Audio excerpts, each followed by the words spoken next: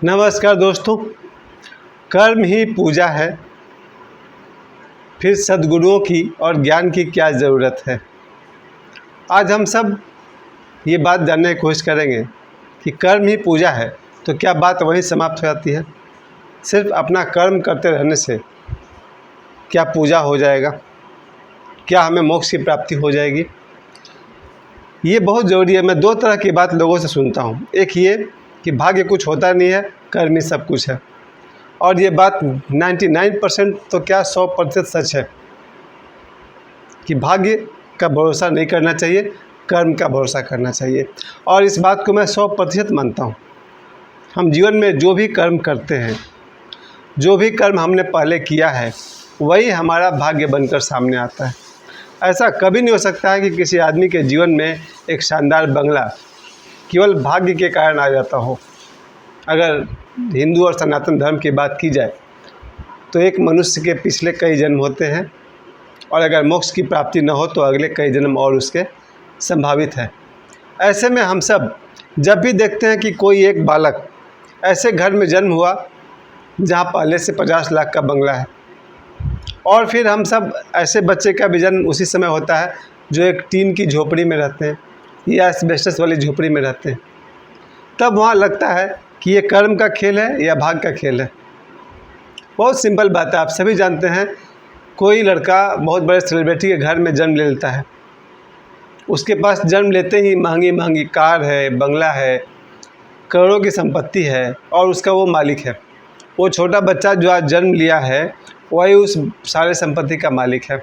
दूसरी तरफ एक बच्चे का जन्म होता है जहाँ उसके घर में बिजली नहीं है, बत्ती नहीं है, झोपड़ी है, पिताजी कुछ खास कमाते नहीं हैं, माँ गृहिणी है।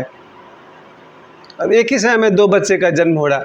एक का जन्म हो रहा है जहाँ वो करोड़पति बन गया, और दूसरा जन्म से ही गरीब है अभी। और आप कहते हैं कि भाग्य वगैरह कुछ नहीं होता है, कर्म ही सब कुछ है। तो यहाँ पर कैन यू एक्सप्लेन प्लीज़, आप कह पाएंगे कि ये कैसे होता है, क्यों होता है, और इसका जीवन भर प्रभाव पड़ता है। एक अमीर का बच्चा, उसका लाइफ स्टाइल अलग होता है, एक गरीब का बच्चा, उसका लाइफ स्टाइल अलग होता है। खैर, आज हम लोग कर्म और भाग्य की बात नहीं कर रहे हैं, लेकिन मैं इतना जरूर जानता हूँ, सारा का सारा भाग्य आपके पूर्व कर्म का ही नाम है। कोई भी व्यक्ति अगर पिछले जन्म में जीवन भर मेहनत किया हो, रेलवे की नौकरी करता हो, फिर वो 40 साल की नौकरी के बाद रिटायर होते हो, उनको 10-20 लाख रुपया मिलता हो रिटायरमेंट का पैसा, उससे वो घर बनवाते हैं और उनकी मृत्यु हो जाती है। तो मुझे लगता है वैसे व्यक्ति का जन्म ऐसे घर में होता है जहाँ पहले से 10-20 लाख का घर बना हुआ है, यानी जन्म लेते ही वो बच्चा 10-20 लाख के घर का मालिक होता है। जहाँ से उसने जीवन को छोड़ा था वहाँ से उसका नया जीवन शुरू होता है। या कोई बिजनेसमैन अगर करोड़पति है जिसका पर्सनल हवाई जहाज़ हो, वो व्यक्ति अगर मरेंगे भी तो किसी बड़े से टाटा और अंबानी से परिवार में जन्म ले लेंगे, और जितनी संपत्ति वहाँ छोड़ा था उतना संपत्ति फिर से उनके पास हो जाता है। आखिर अंबानी से परिवार भी तो बच्चों का जन्म होता है, और वो जन्म लेते ही हज़ारों करोड़ के मालिक बन जाते हैं वो लोग। अर्थात हम लोग जीवन भर अपना कर्म करते रहें, वही कर्म भाग्य बनकर सामने आता है। अब इसमें जो बात मैंने आज उठाई कि कर्म ही पूजा है, ये बात कितना दूर तक सही है। अगर कर्म ही पूजा है तो क्या ज़रूरत है किसी तुलसीदास जी की, क्या ज़रूरत है किसी अष्टावक्र की, क्या ज़रूरत है किसी गुरु का।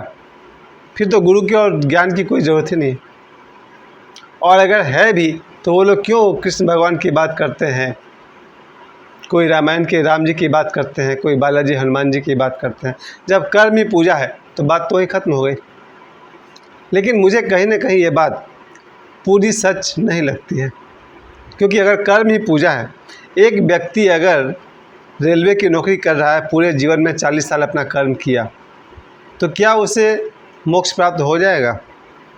क्या उसे स्वर्ग की प्राप्ति हो जाएगी? क्या उससे पूर्ण ज्ञान मिल जाएगा सिर्फ अपना 40 साल की नौकरी करने से? आप दुकानदारों को देखिए। मेरे जीवन में जितने दुकानदार मित्र हैं, मैंने सभी दुकानदारों को, शायद 2-4-5 को छोड़ करके, सभी दुकानदारों को देखकर मुझे लगता है कि सिर्फ दुकान चलाने से क्या उन्हें एक दिन आत्मज्ञान हो जाएगा? क्या उन्हें मोक्ष की प्राप्ति हो जाएगी? जब कर्म ही पूजा है तो बात तो खत्म हो गई। कोई सेठ सुबह में दुकान खोल लें, फिर दोपहर में दुकान को बढ़ा लें, फिर शाम को दुकान खोल लें, रात को दुकान बढ़ा लें, जीवन भर दुकान खोलेंगे और बढ़ाएंगे तो क्या उन्हें मोक्ष की प्राप्ति हो जाएगी? सद्ज्ञान मिल जाएगा, आत्मज्ञान हो जाएगा? मुझे यहाँ लगता है कि यहीं पर सद्गुरु की ज़रूरत है। और यहाँ मैं ओशो की एक और बात को सामने लाना चाहता हूँ। ओशो ने हम लोग को हमेशा जोर दिया था कि जीवित गुरु के साथ रहना। एक समय था जब ओशो ने इस बात को अपने रहते हुए अनाउंस कर दिया कि मेरे जाने के बाद तुम लोग किसी न किसी जीवित गुरु के साथ रहना। इसके कई अर्थ लोगों ने निकाले, लेकिन लोगों ने बिल्कुल जिद पकड़ लिया कि हम ओशो के सिवा किसी और को अपना गुरु नहीं मानेंगे। खुद मेरी भी हालत ऐसी हो गई थी कि अंदर से मैं सिर्फ ओशो का शिष्य हूँ। लेकिन धीरे धीरे मुझे समझ में आने लगा कि ये बात तो सच है कि दुनिया का सारा ज्ञान जो मुझे किसी भी गुरु से मिल सकता है वो मुझे ओशो दे देते हैं। ये बात बिल्कुल सच है।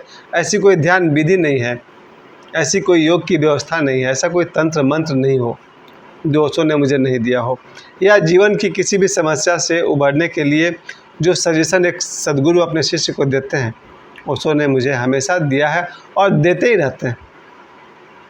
बात तो सही है, लेकिन ओशो को गए हुए 33 ईयर्स हो गए। उन्होंने 33 साल पहले अपना शरीर छोड़ा। उनके सारे प्रवचन जो भी हैं कम से कम 33 वर्ष पहले के हैं। हालांकि उनके सत्य एटर्नल हैं, शाश्वत हैं। 2000 साल पहले भी उसी बात की ज़रूरत थी, आज भी उसी बात की ज़रूरत है। फिर आज के जो लिविंग मास्टर्स हैं, जो जीवित सद्गुरु हैं, उनसे जुड़ने के लिए ओशो ने क्यों कहा था, इसकी बात मुझे समझ में आती है। जब मैंने ओशो से दीक्षा लिया है, ओशो से ध्यान विधि सीखता हूँ, ओशो की ध्यान विधि करता हूँ, उसके अनुसार जीवनचर्या जीता हूँ, लेकिन मेरा जीवन 2023 से रिस्पॉन्ड करता है। आज के युग से मेरा जीवन इंटरेक्ट करता है, क्रिया प्रतिक्रिया करता है। ऐसे में अगर आज किसी जीवित गुरु के साथ हम अगर जुड़े हैं तो हमारी साधना में 100% ज़्यादा बल आ जाता है। यही कारण है कि मैं कहना चाहता हूँ कि ओशो हम लोग को जीवित सद्गुरु पर जोर देते हैं कि मेरे जाने के बाद किसी न किसी जीवित सद्गुरु से जुड़े रहना। आज मैं भी आप सभी से कहना चाहता हूँ कि ओशो के जाने के बाद भी ओशो मेरे प्राण है, मेरी आत्मा है, मेरा जीवनचर्या है, मेरा जीवन व्यवहार है। उसके बावजूद जब मेरे जीवन में आज से लगभग 6 महीना पहले बाबा बागेश्वर का एंट्री हुआ, तब मुझे लगा कि इस नौजवान को देखकर मेरी साधना में कुछ गति आएगी। और मैं तब से लेकर आज तक उनसे बहुत प्रेम करता हूँ, ये जानते हुए भी कि ओशो मेरे गुरु हैं। मैं इनको अपना गुरु तो नहीं कह सकता, लेकिन जिस किसी से भी प्रेरणा मिलता हो, ज्ञान मिलता हो, वो मेरे गुरु हैं। पिछले 2 महीने से लगातार प्रेमानंद जी का सत्संग सुनने को मिलता रहा। खासकर शॉर्ट्स वीडियो में देखता था उनका, लॉन्ग वीडियो तो आज पहली बार देखा। शॉर्ट्स वीडियो में उनका देखता रहता था और मुझे बहुत हद तक लगता था कि ये विश्वामित्र वाली सारी बात इनमें है। जो पुराने ढंग के ऋषि होते हैं, सनातन धर्म वाले, उसका पूरा का पूरा गुण प्रेमानंद जी में मुझे दिखता है। और साथ ही साथ 2023 में आज की जो समस्या है उस पर वो खुलकर बात करते हैं। मुझे लगता है प्रेमानंद जी जितना खुलकर बात करते हैं उतना खुलकर बाबा बागेश्वर बात नहीं करते हैं और नहीं करेंगे, क्योंकि ऐसे ऐसे सब्जेक्ट हैं जीवन में जो हमारी मूल समस्या है, उस पर बाबा बागेश्वर कुछ नहीं कहते हैं और न कहेंगे वो, क्योंकि वो उनके मर्यादा के बाहर है। लेकिन प्रेमानंद जी मर्यादा की फ़िक्र नहीं करते हैं, आदमी की तकलीफ़ की फ़िक्र करते हैं। मैंने प्रेमानंद जी का लगातार ऐसे ऐसे वीडियो देखे जो आदमी की बेसिक प्रॉब्लम पर वो चोट कर रहे थे, बेसिक प्रॉब्लम को वो सबके सामने ला रहे थे। यही काम ओशो ने 1960 में किया था, जब ओशो की पुस्तक रिलीज़ हुई थी, संभोग se Samadhi ki Or, from sex to superconsciousness. उसको और खुल करके अगर दुनिया में किसी ने कहा तो प्रेमानंद जी ने कहा। प्रेमानंद जी ने इसी विषय को, जो आदमी के मन की सबसे बड़ी समस्या है, उसको प्रेमानंद जी ने और 100% खुल करके बात किया, even better than Osho. Osho ने तो, हालांकि उन्होंने भी मर्यादा तोड़ के बात किया है। अगर ओशो का आप किताब उठाएंगे, ओम शांति शांति, या उनके बहुत सारे बुक्स हैं जिसके अंत में वो ऐसे ऐसे चुटकुले कहते थे कि मुझे लगा बस मेरा गुरु तो पूर्ण ही गुरु मिल गया हमको। खैर, आज 2023 में जब मैं प्रेमानंद जी को सुनता हूँ तो मुझे लगता है साधक को कैसा होना चाहिए ये उनसे सीखना चाहिए। ओशो के सन्यासी हम भी और बाकी लोग भी। बहुत सारे सन्यासी हैं जो साधना करते हैं 10% और बकवास करते हैं 50%, जबकि होना ये चाहिए था कि आदमी साधना करे 100%, बकवास करे 0%। जितना समय हम लोग दूसरे को समझाने में बर्बाद करते हैं वो सारा समय अपने ध्यान में बीतना चाहिए था। अगर हम 90% समय लोगों को समझाने में बिताते हैं कि ये धर्म नहीं है, वो धर्म नहीं है, नेति नेति, वही समय अगर हम अपने आप को साधना में लगा दें तो हमारा जीवन बदल जाए। उसके बाद फिर बात करेंगे। यही गलती मेरे से होती रही है कि अपने ध्यान को मैंने 1 घंटा दिया और बकवास को मैंने 12 घंटा दिया। मैं 12 घंटे बकवास करता रहता हूँ और 1 घंटा ध्यान करता हूँ। जब मैंने प्रेमानंद जी के वीडियोज़ को सुनना शुरू किया तब मुझे लगा कि 12 घंटा ध्यान करना चाहिए और 1 घंटा बकवास करना चाहिए, या हो सके तो वो 1 घंटा भी नहीं करना चाहिए। खैर, वापस लौट कर आता हूँ अपनी इस बात पर कि प्रेजेंट गुरु, जीवित गुरु के साथ जुड़े रहना बहुत ही ज़रूरी होता है। मेरे अपने हिसाब से जो प्रेमानंद जी का जो धर्म मार्ग है उसे अब वो भक्ति मार्ग है, और भक्ति मार्ग सांख्य योग से अलग होता है। वो परम ज्ञान और शून्य का जो मार्ग है उससे अलग होता है। लेकिन भक्ति मार्ग से मोक्ष तक जाया जा सकता है, ये बात सभी जानते हैं। ओशो ने बिल्कुल भक्ति मार्ग पर बहुत सारे प्रवचन दिए हैं, उनकी बहुत सारी किताब है जो भक्ति मार्ग पर है। अर्थात भक्ति से भी मोक्ष तक पहुंचा जाता है, ध्यान से मोक्ष तक पहुंचा जाता है, योग से मोक्ष तक पहुंचा जा सकता है, और ज्ञान मार्ग से भी मोक्ष तक पहुंचा जा सकता है। ज्ञान भी, सांख्य भी, भक्ति भी, योग भी, यहाँ तक कि तंत्र मंत्र से भी मोक्ष तक पहुंचा जा सकता है। ऐसे ऐसे मंत्र हैं जिसका संबंध मोक्ष से है। खैर, प्रेमानंद जी का भक्ति मार्ग है, और उनसे मुझे एक बात ज़रूर सीखने को मिली कि आदमी को मैक्सिमम टाइम ध्यान साधना में बितानी चाहिए। अब मैं आता हूँ अपने वीडियो के फिर उसी बात पर कि कर्म ही अगर पूजा है तो क्या वो हमें मोक्ष दिला पाएगा। एक रिक्शा खींचने वाले को आप कहिए कि तू ज़िंदगी भर रिक्शा चलाते रहो, मोक्ष मिल जाएगा। लगता है इतना आसान है मामला। एक ऑटो रिक्शा ड्राइवर को आप कहिए कि तुम जो ऑटो लेकर के यहाँ से धनबाद जाते हो, धनबाद से आते हो, बस यही पूजा है, अलग से और कुछ करने की ज़रूरत नहीं है। न उससे ध्यान करने की ज़रूरत है, न उससे पूजा पाठ की ज़रूरत है, न उससे शास्त्र पढ़ने की ज़रूरत है। वो ऑटो लेकर यहाँ से धनबाद जाए, धनबाद से वापस आ जाए, यही उसकी पूजा है। तो क्या आप उसको किसी दिन कुंडलिनी जागरण हो जाएगा ऑटो चलाते चलाते? किसी दिन उसका सहस्रार कमल खिल जाएंगे? किसी दिन उसकी आज्ञा चक्र सक्रिय हो जाएगी ऑटो चलाते चलाते? मुझे तो नहीं लगता है। जो लोग भी काम करते हैं, कोई दुकानदार होता है, कोई रिक्शा वाला होता है, कोई शराब बेचता है, कोई बूचर खाने में जानवर को काटता है, क्या ये लोग अपने कर्म करते रहेंगे तो इन्हें आत्मज्ञान हो जाएगा? कर्म ही पूजा है, क्या 100% सच है? मेरा अपना मानना है। जब भगवान कृष्ण कहते हैं कि कर्म निष्काम भाव से करना चाहिए, अर्थात कर्म तो करें लेकिन किसी फल की अपेक्षा लेकर नहीं करें। जो काम निष्काम भाव से किया जाए वो कर्म मोक्ष बन जाता है। लेकिन हम जब भी कर्म करेंगे तो वास्तव में हम लोग को इंतज़ार तो रहता है। जब मैं 1 महीना स्कूल में पढ़ाता हूँ तो मुझे लगता है कि मुझे पैसा मिलेगा, और वैसे कर्म को पूजा कहिएगा। एक टीचर सुबह से लेकर के 1 बजे तक स्कूल में पढ़ाता है, मैं खुद पढ़ाता हूँ, तो क्या मुझे एक दिन मोक्ष की प्राप्ति हो जाएगी? क्या मुझे अलग से पूजा करने की ज़रूरत नहीं है, अलग से ध्यान करने की ज़रूरत नहीं है, अलग से योग करने की ज़रूरत नहीं है? मेरा अपना जो मानना है वो यही है, कर्म करिए, लेकिन इसमें एक और बात कही जाती है, कर से कर्म करो विधि नाना, मन राखो जहाँ कृपा निधाना।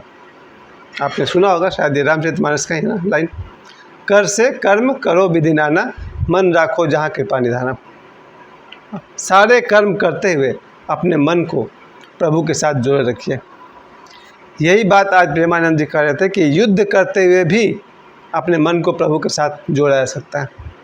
यही गीता में कुरुक्षेत्र में जो युद्ध का दृश्य है, जहाँ कहते हैं भगवान कृष्ण कि तू युद्ध कर और मेरे को अर्पित करते चल। अर्थात तुम्हारे मन में ईश्वर रहे और हाथों से कर्म होता रहे, तब वो कर्म पूजा बन जाता है। जिस व्यक्ति का कि इंद्रियां अपना कर्म करती है और उसकी चेतना ईश्वर से संयुक्त रहती है, वैसा कर्म पूजा बन जाता है। जिस कर्म में हमारा जो अंतरात्मा है ईश्वर से संयुक्त हो, वैसा कर्म पूजा बन जाता है। ये सच है, कर्म ही पूजा है। ये बात पूरा सच है जब व्यक्ति साक्षी भाव को उपलब्ध हो जाता है। भगवान शिव और पार्वती के ध्यान सूत्र में विज्ञान भैरव तंत्र में ये बात आता है, सांसारिक कर्म में लगे हुए अपने अवधान को श्वासों के ऊपर केंद्रित करें। यानी आप संसार के कर्म करते हुए भी अपना अवधान, अपना ध्यान श्वास पर रखें। उसको कहते हैं कठिन है, लेकिन उसमें यह शर्त ही है कि सांसारिक काम में लगे हुए। यहाँ ओशो हम लोग को समझाते हैं कि जब कोई कर्म हम करते हैं, कर्म करते रहें और आपका ध्यान अगर आपके श्वास पर रहा तो आप मोक्ष को प्राप्त कर लेंगे। जो कहते हैं ना 7 चक्र की बात जो की जाती है, 7 चक्र का जागरण मूलाधार से लेकर सहस्रार तक आपके 7 चक्र खुल जाएंगे यदि आप कर्म करते हुए अपना ध्यान श्वास पर लगाए रखें तो। चलिए, आज के वीडियो में हम लोगों ने यही सीखा कि कर्म ही पूजा है अगर कर्म में ध्यान को संयुक्त कर दिया जाए तो।